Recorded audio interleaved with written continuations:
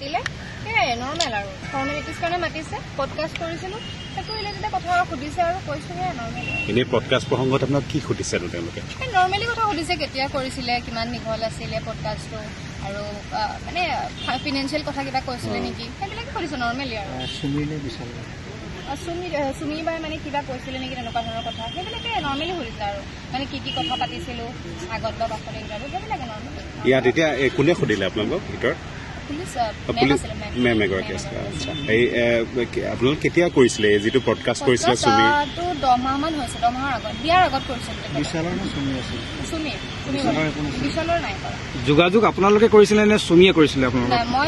কৰিছিলো বহুত আগৰ পৰাই তেখেতৰ লগত যোগাযোগ কৰিছিলো মানে পডকাষ্ট কৰিম বুলি কৈ আছিলো যিহেতু তেওঁ কালচাৰেলি বহুত এক্টিভ নাচে সেইটো বেচিছত মাতিছিলো আৰু তেওঁ আহিছিলে যেতিয়া ৰাঘৱপুৰ চিনেমা চলি আছিলে সেইটো সময়তে আহিছিলে পডকাষ্টৰ প্ৰসংগটো আপোনালোকক সুধিছেনে পডকাষ্টটো কেনেকৈ প্ৰক্ৰিয়াৰে কি প্ৰক্ৰিয়াৰে হয় আপোনালোকে সুধিছে সেইখিনি সুধিছে কি সুধিছে তাতে নৰ্মেলি পডকাষ্ট কেতিয়া কৰিছিলে আৰু চেনেলটো কেতিয়া ষ্টাৰ্ট কৰিছে সেইবিলাক সুধিছে নৰ্মেল কথা আৰু বেলেগ একো নাই সোধা পোছা কৰিছে ফিনেন্সিয়েল বিষয়টো কি সুধিছে মানে কৈছিলে নেকি পডকাষ্টত তেনেকুৱা আমাৰ